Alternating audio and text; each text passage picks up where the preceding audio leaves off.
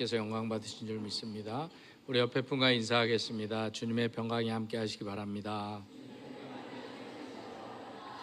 한 번 더 인사하겠습니다. 예수님 덕분에 꼭 행복하시기 바랍니다. 우리 영상으로 예배드린 분들과도 인사하겠습니다. 주님의 평강이 함께 하시기 바랍니다.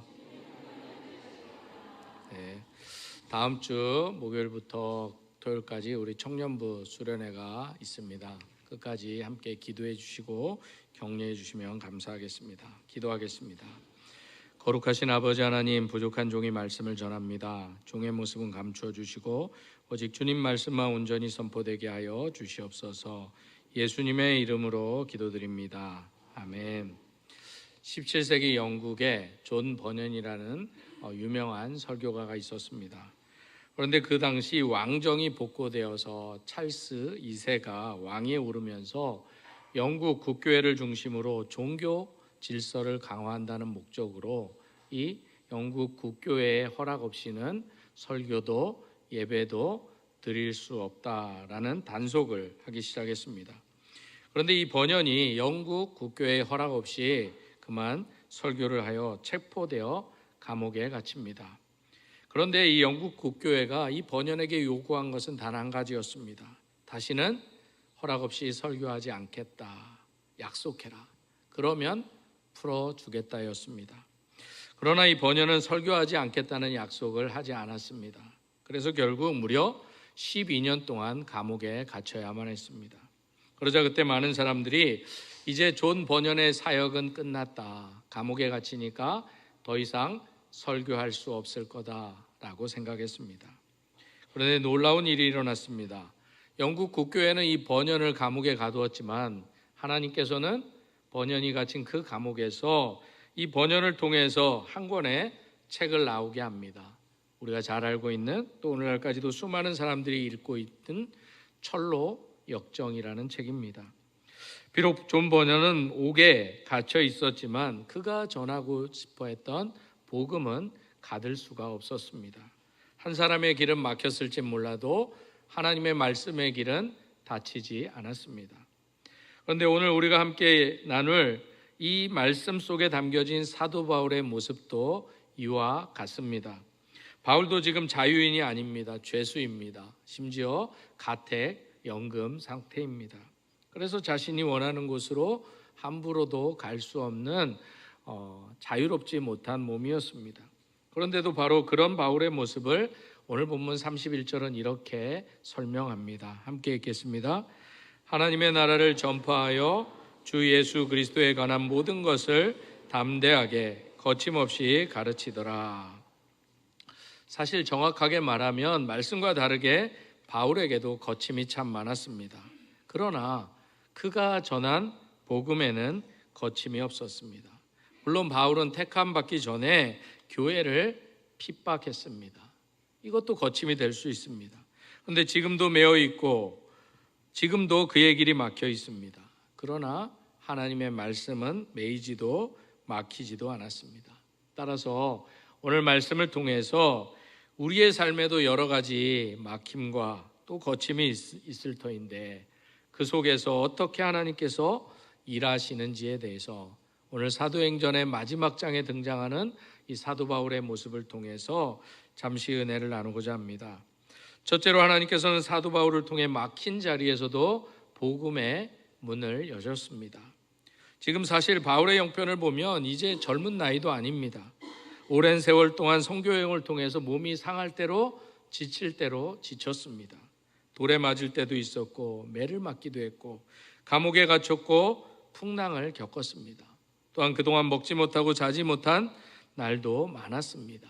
그리고 지금은 자유의 몸이 아닌 가택, 연금 상태입니다. 그럼에도 오늘 본문 23절의 말씀에 보면 바울은 이 복음 때문에 갇혀 있음에도 불구하고 아침부터 저녁까지 하루 종일 또다시 복음을 전했습니다. 왜 바울은 이렇게까지 해야겠습니까? 이유가 도대체 무엇이냐? 이런 말씀입니다. 바로 한 영혼이라도 살리고 싶었기 때문입니다. 사실 사도 바울은 이미 이전에 루스드라에서도 복음을 전하다가 돌에 맞아 죽은 줄 알고 성 밖에 버려졌지만 다시 그 성으로 들어갔습니다. 이유는 한 가지입니다. 다시 복음을 전하고자 들어갔습니다. 빌립보에서도 복음을 전한 것 때문에 매를 맞고 감옥에 갇혔는데 한밤중에 간수와 그 가족에도 복음을 전했습니다. 또한 드로아에서도 다음날 길을 떠나야 했지만 밤이 깊도록 말씀을 전했습니다. 이유는 단 한 가지였습니다. 고린도전서 9장 22절의 말씀처럼 아무쪼록 한 영혼이라도 구원받게 하고자 하였습니다. 이처럼 바울은 다메섹 도상에서 부활하신 예수님을 만난 이후로 평생 누군가를 살리기 위해서 자신의 시간과 생명을 아끼지 않았습니다. 그래서 바울은 오늘 본문에서도 비록 셋집에 있었지만 자신이 자유롭지 못한 이것을 더 이상 핑계하지 않습니다. 나는 지금 재수인데 내가 무엇을 할 수 있어? 내가 로마까지 복음 전하러 왔지만 마음대로 되는 것도 하나도 없고 돌아다니지도 못하는데 나보러 어쩌라고 이렇게 핑계하지 않았습니다. 그래서 오늘 본문 30절은 이렇게 말합니다. 바울이 온 이태를 자기 셋집에 머물면서 자기에게 오는 사람들을 다 영접하고, 놀랍게도 하나님께서는 바울이 사람을 찾아가지 못하자 반대로 오히려 사람들이 바울을 찾아오도록 만들어 주십니다. 이처럼 우리는 우리 앞에 하나의 문이, 어려움이 닥치면 모든 문이 다 닫혀버렸다고 생각합니다. 하지만 하나님께서는 그 하나의 문이 닫히면 또 다른 문을 여실 수 있습니다. 바울의 삶이 바로 오늘 그것을 보여줍니다. 바울도 사실 오래전부터 로마에 가기를 진심으로 원했고 기도했습니다. 그런데 하나님께서는 바울이 생각한 대로, 기도한 대로 들어주지 않았습니다. 그러다가 결국 바울은 재수가 되어서야 로마로 가게 됩니다. 그런데 놀랍게도 재수인데 군인들의 호의까지 받으면서 갑니다. 그런데도 풍랑을 맞습니다. 파선을 경험하고 멜리데 섬에 표류하기까지 했습니다. 아마도 우리가 바울이었다면 이때 하나님, 제가 다른 거 안 하고 복음 전한다고 하는데 왜 제 길을 이렇게 막습니까? 저보러 도대체 어떻게 하라는 것입니까? 라고 원망하고 불평할 수 있습니다. 부끄럽지만 저도 그랬습니다. 몸이 아플 때도 여러 가지 어려운 문제 앞에서 하나님, 도대체 저보러 어떻게 하라고 하는 것입니까? 제가 이제 목사 된다고 하지 않았습니까? 이제 그만 좀 괴롭히십시오 라고 이야기할 때가 참 많았습니다. 그런데 지나고 보니 그것이 모두 하나님의 은혜였고 인도하심이었고 섭리였다는 사실입니다. 그래서 바울은 훗날 빌립보서 1장 12절에서 이렇게 고백할 수 있었습니다. 함께 읽겠습니다. 형제들아, 내가 당한 일이 도리어 복음 전파의 진전이 된 줄을 너희가 알기를 원하노라. 그래서 우리가 잘 알고 있는 청교도들이 복음을 찾아 미국 신대륙으로 갔을 때 그들이 추수감사절을 맞이하여서 서로 인사한 내용이 이거잖아요. 우리의 가장 좋은 때는 아직 오지 않았습니다. 지금 여러분들 행복하세요? 만족하세요? 그러면 착각하지 마시고 옆 사람 보면서 얘기해 주세요. 당신의 가장 좋은 때는 아직 오지 않았습니다. 죄송하지만 여러분들의 젊음은 다시 오지 않아요. 아무리 뜯어 고쳐도 젊음은 다시 오지 못할 수도 있어요. 미모는 회복하지 못할 수도 있어요. 경제적으로 다시 나아지지 않을 수도 있어요. 그렇지만 성경이 주는 의미는 가장 좋은 때는 아직 오지 않았어요. 실망하기는 이르다라는 말씀이에요. 그래서 여기서 놀라운 것은 바울은 감옥에 갇혔지만 복음은 더 넓게 퍼져나갑니다. 바울의 몸은 쇠사슬에 매어 있는데도 가이사의 시위대 사람들까지 복음을 듣게 됩니다. 바울의 행동 반경은 가택이라는 셋집에 머물러 있었지만 오히려 바울의 복음의 영향력은 더 넓혀졌습니다. 사랑하는 성도 여러분, 오늘 우리에게도 이런 일이 있을 수 있습니다. 아무리 열심히 기도해도 상황이 나아지지 않을 수도 있습니다. 기도했는데 문이 닫히고 계획했던 일들이 다 틀어져 버릴 때도 있습니다. 건강의 문제가, 자녀의 문제가, 경제적인 어려움이 찾아오고 인간관계가 쉽지 않을 때가 있습니다. 그때 우리가 해야 할 일은 닫힌 문만, 어려운 문제만 바라볼 것이 아니라, 그래서 하나님 어디 계시냐고, 왜 이렇게 힘들게 하시냐고, 내가 이렇게 열심히 믿는데 기도하는데 왜 날 그만 내버려 두지 않느냐고, 왜 회복시켜 주지 않냐고 라고 낙심하는 것이 아니라, 주님, 이 상황 속에서도 주님 열어놓은 문이 어디 있습니까? 내가 어디로 나가야 됩니까? 그 문을 묻고 발견하는 것이 우리에게 중요합니다. 제2차 세계대전 때 유대인들을 숨겨주었다는 제목으로 나치 수용소에 갇혀서 심한 고문을 당했던 코리텐붐 여사가 있습니다. 가족은 모두 처형당했습니다. 그런데 홀로코스트의 유일한 생존자였던 또 코리텐붐은 자신의 책 주는 나의 피난처라는 책에서 라벤스부르크 수용소에서 그녀의 언니와 겪었던 이야기를 들려줍니다. 코리와 언니 베시가 배정받은 28번 막사는 사람이 견디기 어려울 만큼 좁았고 그리고 벼룩이 많았습니다. 그런데 베시는 범사에 감사하라는 말씀을 붙들고 이해되지 않아도 벼룩까지도 감사하자고 코리에게 이야기합니다. 그런데 코리는 도저히 그 말씀을 받아들일 수가 없었습니다. 그런데 시간이 지나면서 놀라운 사실 한 가지를 발견합니다. 간수들이 그 막사에는 잘 들어오지 않는 것입니다. 왜 그렇겠습니까? 벼룩 때문이었습니다. 그 벼룩 덕분에 그들은 숨겨놓은 상경책을 펼쳐놓고 다른 수감자들과 말씀을 읽고 기도하며 복음을 나누며 감옥에서 견딜 수 있었습니다. 갑자기 감옥에서 꺼내주는 것이 아니라 벼룩이 또 다른 열린 문으로 다가온 것입니다. 사랑하는 성도 여러분, 이처럼 하나님께서는 없애달라고 기도하고 싶었던 벼룩을 오히려 말씀의 문을 지키도록 허락하셨습니다. 하나님께서는 때로 우리가 닫힌 문이라고 생각하는 바로 그 자리에서, 우리의 아픔과 우리의 고통의 그 현장에서 우리가 아직 보지 못한 또 다른 문을 열어놓고 기다리고 계십니다. 그런데도 사실 바울에게는 지금 복음을 전할 사람도, 복음을 전할 성전도 회당도 없었습니다. 단지 셋집에만 머물러 있습니다. 그러나 바울의 입을 통해 이 복음이 선포되자 그 작은 셋집이 로마를 변화시키는 복음의 전진 기지가 됩니다. 그렇다면 바울은 아침부터 저녁까지 무엇을 했습니까? 무엇을 전했습니까?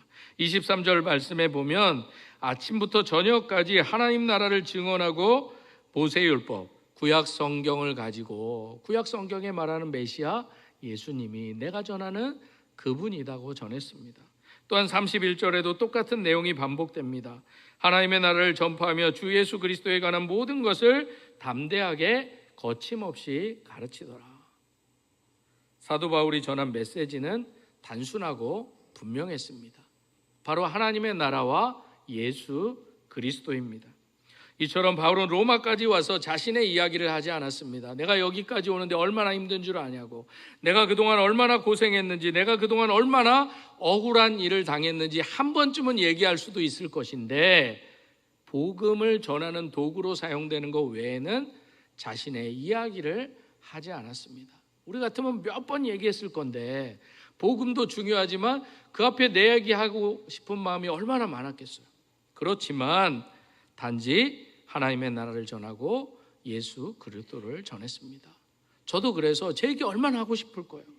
그래서 설교 전에 다짐하는 거예요. 하나님, 주님의 말씀만 온전히 선포되게 해달라고. 바울이 이렇게까지 했던 이유가 무엇이겠습니까? 그 이유는 바로 그에게 가장 중요한 것은 더 이상 자신이 아니었어요. 바로 그에게 가장 중요한 것은 예수 그리스도였어요. 그래서 예수 그리스도의 외에는 배설물로 여긴다까지도 고백할 수 있었던 것입니다. 이처럼 바울은 복음을 위해서라면 사람들에게 자신을 최대한 낮추거나 또 그들을 이해했습니다. 그들의 모습으로 다가갔습니다. 하지만 복음 그 자체의 내용, 바로 예수님이 그리스도시다라는 이 내용만큼은 타협도 양보도 하지 않았습니다. 이것이 바로 오늘 우리 교회가, 우리 성도들이 붙잡아야 될 모습입니다. 둘째로 하나님께서는 사도 바울을 통해 복음을 들은 사람을 말씀 앞에서 결단하게 하셨습니다. 그런데 24절 말씀에 보면 바울이 이렇게 아침부터 저녁까지 말씀을 전했지만 그렇다고 해서 모든 사람이 다 예수를, 복음을 받아들인 것은 아니었습니다. 믿는 사람도 있었고 믿지 않는 사람도 있었습니다. 이처럼 위대한 사도 바울도 모두를 다 믿게 하지 못했습니다. 그러나 그렇다고 해서 사도 바울이 사람들의 이러한 반응 때문에 자신에게 맡겨진 복음을 바꾸거나 포기하는 일을 하지 않았습니다. 사람들이 좋아하면 전하고 싫어하면 전하지 않는 그런 삶을 살지 않았습니다. 그렇다면 왜 같은 시간에 같은 장소에서 같은 복음을, 그것도 사도 바울에게 들었는데 왜 어떤 사람은 믿고 어떤 사람은 믿지 못했냐라는 의문이 생깁니다. 바울은 이 이유에 대해서 25절 이하에서 너희가 듣기는 들어도 깨닫지 못할 것이요 보기는 보아도 알지 못하리라는 이 이사야의 말씀을 인용하면서 설명합니다. 그들 모두가 말씀을 들었습니다. 그런데 문제는 말씀을 듣는 것, 귀가 아니라 마음이 문제였습니다. 이처럼 말씀을 듣는 것과 우리가 말씀을 믿는 것은 다릅니다. 우리가 말씀을 아는 것과 그 말씀대로 살아가는 것은 다릅니다. 우리도 매주 그리고 매일 말씀을 듣기도 하고 기도도 합니다. 그러나 중요한 것은 오늘 말씀을 얼마나 잘 들었는가도 중요하지만 더 중요한 것은 들은 말씀대로 살아가느냐, 이것이 더 중요합니다. 그래서 우리의 믿음에는 예수님의 말씀처럼 반드시 순종이 따라야 됩니다. 그렇다면 예수님께서는 이 말씀을 하시면서 왜 주님을 따르려면, 주님을 믿으려면 자기 자신을 부인해야 된다고 말씀하십니까? 그것은 바로 말씀대로 살기 위해서입니다. 그래서 지금까지 주인 행세했던 내가 그 주인의 자리에서 내려와야 하기 때문입니다.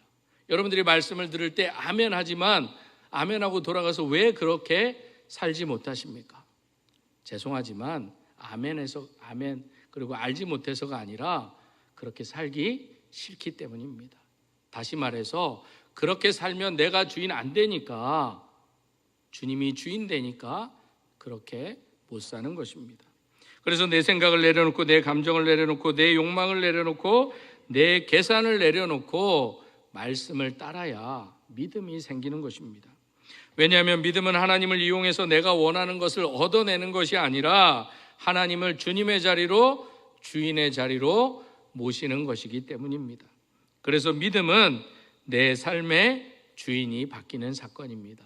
저를 따라해 주시기 바랍니다. 믿음은 내 삶의 주인이 바뀌는 사건입니다. 여러분들 그렇게 살고 계시죠? 왜 대답을 안 하세요? 여러분들이 주인 되고 싶으신 거예요. 대답 못하는 것은. 내가 주인 되었던 삶에서 예수 그리스도를 주인 되게 하는 것, 이것이 믿음입니다. 그래서 독일의 신학자였던 디트리히트 보네퍼 목사가 그의 책 나를 따르라 라는 책에서 값싼 은혜, 값비싼 은혜를 이렇게 비교해서 설명합니다. 값싼 은혜는 용서는 원하지만 회개와 순종과 제자도는 원하지 않는 신앙입니다. 반대로 값비싼 은혜는 우리를 예수 그리스도를 실제로 따라가도록 부르는 은혜입니다. 은혜를 돈 주고 산다는 뜻이 아니라 참된 은혜를 받은 사람의 삶에는 반드시 따름이 나타난다는 뜻입니다. 그래서 말씀을 많이 들었다는 사실만으로는 충분하지 않습니다. 그 말씀이 내 선택을 바꾸고 내 관계를 바꾸고 내 시간과 물질을 사용하는 방식을 바꾸는지가 중요합니다. 주님이 말씀하실 때 네, 맞습니다. 아멘 하고 끝나는 것이 아니라 주님 따르겠습니다. 그렇게 살겠습니다. 그렇게 나아가고 행동에 옮기는 것, 이것이 바로 말씀 앞에서 결단하는 믿음입니다. 그럼에도 오늘 본문 25절은 서로 맞지 아니하여 흩어질 때라고 말씀합니다. 같은 유대인이었고 같은 장소에 있었고 같은 말씀을 들었습니다. 그런데 말씀을 듣고 믿는 사람과 믿지 않는 사람으로 나뉘게 되었습니다. 왜 그렇겠습니까? 바로 복음은 끝까지 중립 상태로 남아 있을 수 없습니다. 그래서 예수님을 나의 주님으로 받아들일 것인지 아니면 여전히 내가 내 인생의 주인으로 살 것인지를 결정해야 됩니다. 우리는 신앙의 사람이기 때문에 매일매일 이 선택 앞에 서야 됩니다. 내가 주인으로 살지, 주님이 주인으로 살지, 그 결정을 해야 됩니다. 그래서 제 인생 모토였다가 신앙 모토로 바뀐 말이 있습니다. 내가 노력하면 나의 능력만큼 되고 하나님께 기도하면 하나님 능력만큼 된다라는 말입니다. 저를 따라서 해줄까요? 내가 노력하면 나의 능력만큼 되고 하나님께 기도하면 하나님 능력만큼 낸다. 선택은 여러분들이 하시는 거예요. 내가 주인 되어서 내가 책임지고 살지, 하나님을 주인으로 모시고 하나님이 책임져 주시는 삶을 살지, 우리는 매일매일 선택해야 됩니다.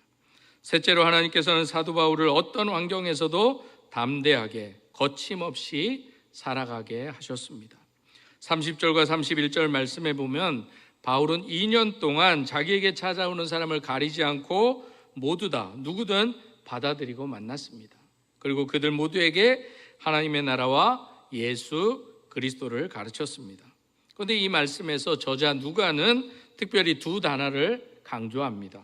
담대하게 그리고 거침없이, 이 단어입니다.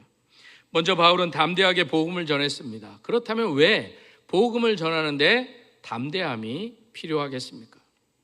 복음은 죄에 익숙한 인간의 삶을 흔들어 놓기 때문에, 그 능력이 있기 때문에 담대함이 필요합니다.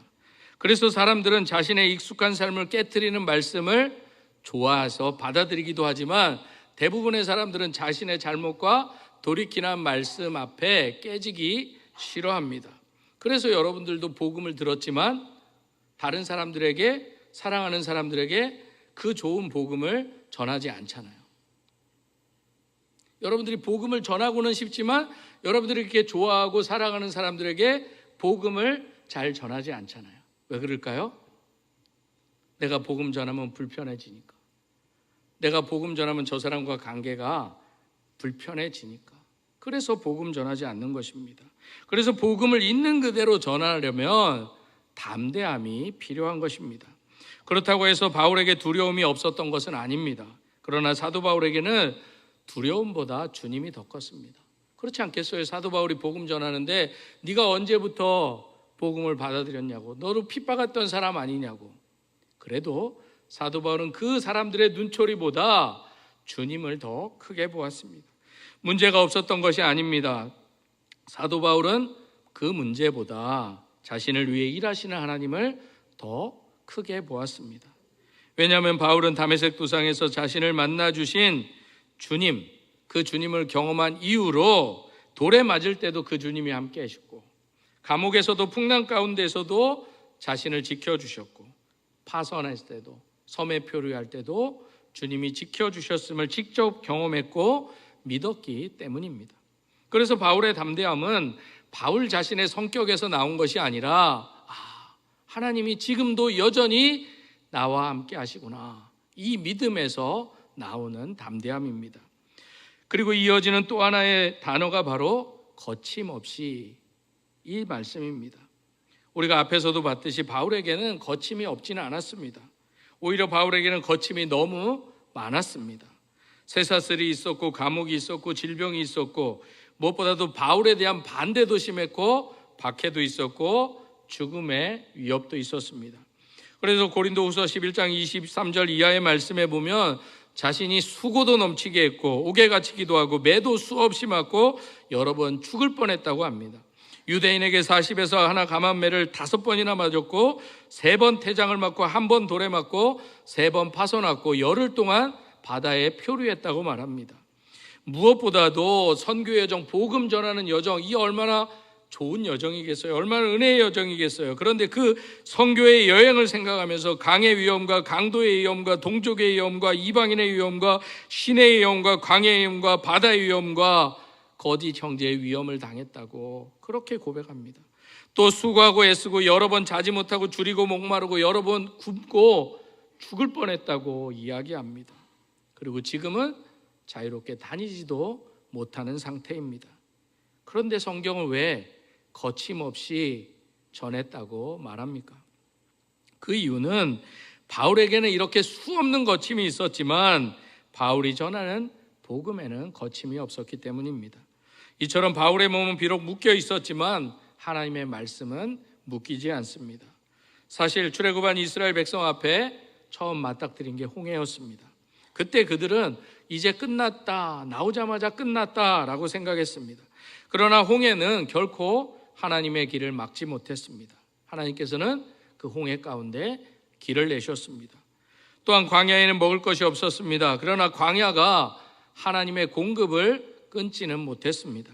하나님께서는 하늘에서 만나를 내리셨습니다. 이번에는 마실 물이 없습니다. 그러나 바위가 반석이 하나님의 능력을 막지 못했습니다.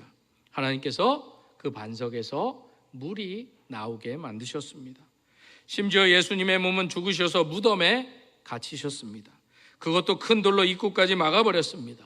사람들은 이번에는 정말 끝났다라고 생각했습니다. 그러나 죽음도 무덤도 그 어떤 것도 생명의 주님을 막지 못했습니다. 사흘 만에 주님께서 부활하셨습니다. 그렇다면 이 시간 여러분들이 기억하시길 바랍니다. 우리 앞에 어떤 어려움과 어떤 고난과 어떤 장애물이 있을지라도 그것이 하나님의 일하심을 막을 수 없습니다. 우리가 사도 바울처럼 하나님의 말씀을 붙들고 살아가는 한 우리 앞에 놓인 어떤 어려움과 고난과 아픔은 하나님의 역사가 끝났다는 표시가 아닙니다. 오히려 하나님의 새로운 역사를 경험하게 되는 은혜의 자리입니다. 그래서 오늘 사도행전은 이렇게 끝납니다. 담대하게 거침없이 가르치더라. 그런데 이 마지막 말씀을 다시 한번 보면 사도행전의 마지막이 이렇게 끝나도 되나? 라는 생각이 듭니다. 보통 한 사람의 전기나 이야기를 끝낼 때 마지막에 일이 어떻게 되는지, 그 사람이 어떻게 되었는지를 기록합니다. 그래서 우리도 지금은 성경을 많이 알기 때문에 사도 바울이 나중에 어떻게 됐고 어떻게 죽었는지 또 어떻게 기억하는지 아니까 별로 궁금함이 없는데, 이 성경 사도행전만 보면 이렇게 끝나서는 안 될 터인데 라고 생각할 수 있습니다. 재판의 결과가 어떻게 되었는지, 언제 석방되었는지, 그 위에 어디에서 어떻게 마지막을 사도 바울이 보냈는지 기록해 줄 법도 한데 저자 누가는 그것을 기록하지 않았습니다. 그리고 이렇게 끝냅니다. 담대하게 거침없이 가르치더라. 왜 누가는 이렇게 사도행전을 끝냈을까요? 그 이유는 사도행전이 바울의 이야기가 아니기 때문입니다. 사도행전의 진정한 주인공은 우리가 잘 알고 있는 성령 하나님이십니다. 그래서 바울은 사라져도 복음은 계속됩니다. 사람들은 세상을 떠나도 성령의 역사는 계속됩니다. 한 사람의 생애는 끝나도 하나님의 나라는 계속됩니다. 이 교회는 제가 8대 목사로 부임했는데 이전의 목사님은 지나가셨고 여전히 살아계시지만 지나가셨단 말이에요. 저도 어느 순간 지나가게 된다라는 거예요. 그렇지만 복음은 계속됩니다. 그래서 사도행전 28장은 이렇게 끝났지만 하나님의 사도행전은 계속됩니다. 그리고 이제 그 이야기를 써내려가야 할 사람이 누군지를 성경은 물음표로 남겨둔 것입니다. 누굴까요? 저와 여러분입니다. 저와 여러분도 영원히 계속되지는 않지만 이 사도행전의 역사의 바톤을 잘 가지고 달리다가 누군가에게 전해주어야 됩니다.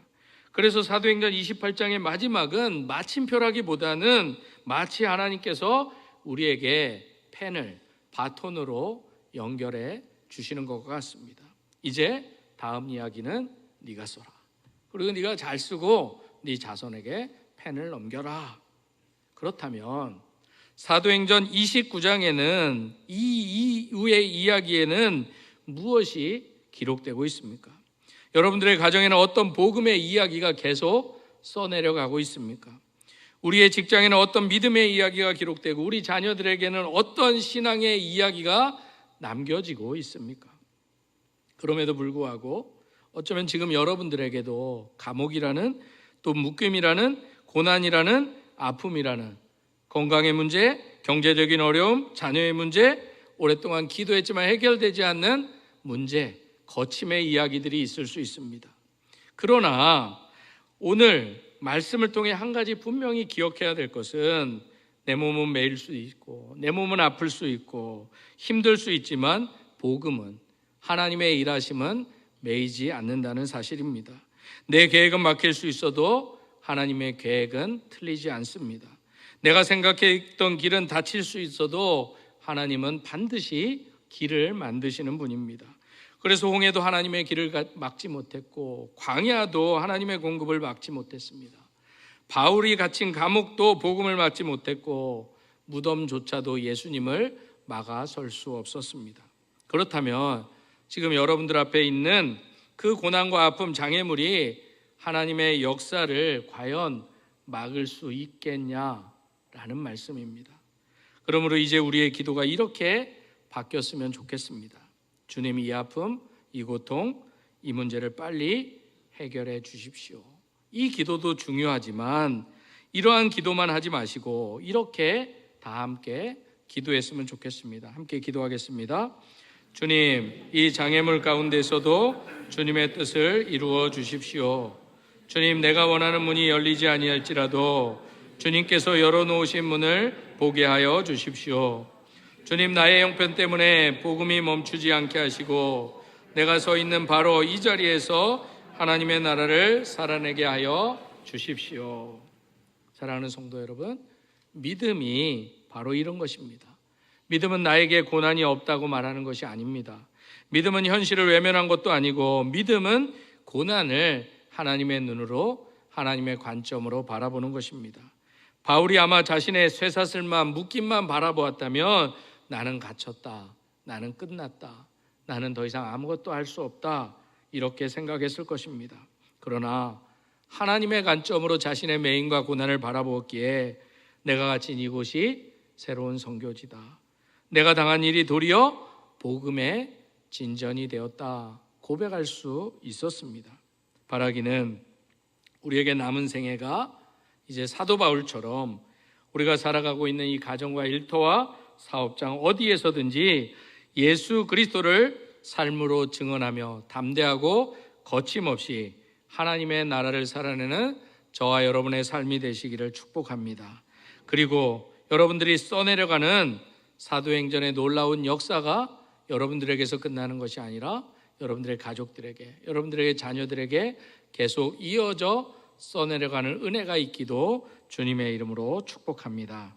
이 시간 다음에 기도의 제목을 가지고 함께 주님 오실 때까지, 주님 다시 오실 때까지 찬양 드리며 기도의 자리로 나아가겠습니다.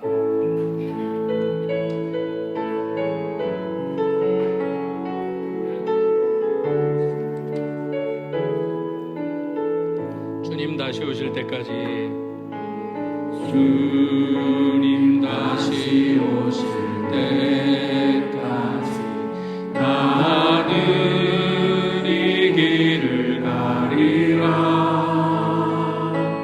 좁은 길 나의 십자가 지고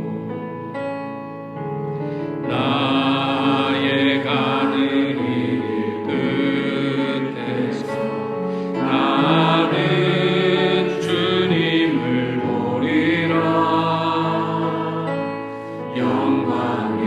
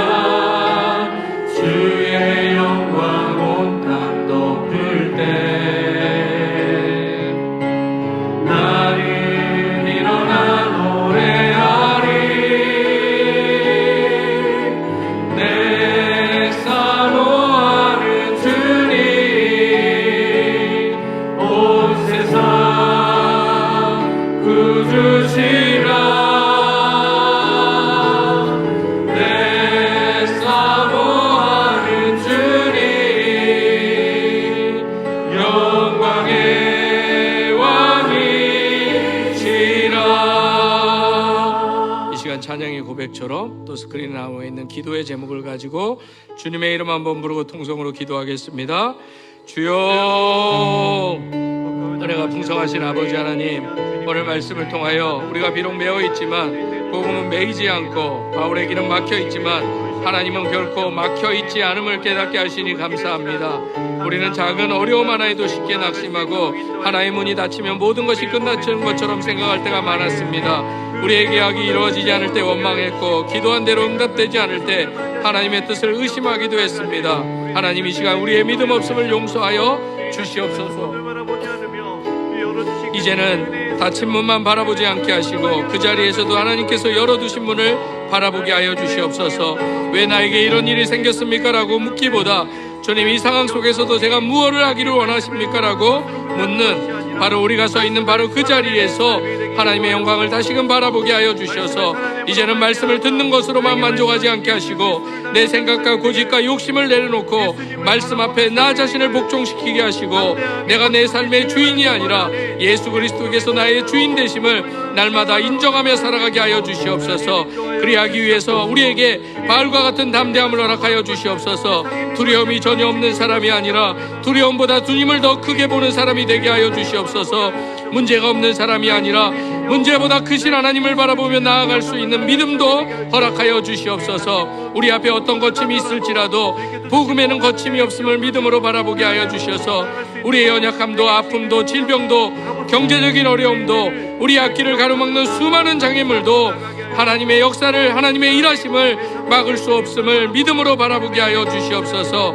그래서 이제 우리의 가정에서, 일터에서, 학교에서, 사업장에서, 그리고 우리가 서 있는, 그리고 우리가 만나는 모든 자리에서 하나님의 사도행전이 끊어지지 않고 우리를 통해서 계속 써내리게 하여 주시옵소서. 우리의 남은 생애가 예수 그리스도를 말과 삶으로 증언하며 담대하게 거침없이 하나님의 나라를 살아내는 복된 사도행전이 되게 하여 주시옵소서. 예수님의 이름으로 기도드립니다. 아멘. 다 함께 일어나셔서 봉헌하시겠습니다.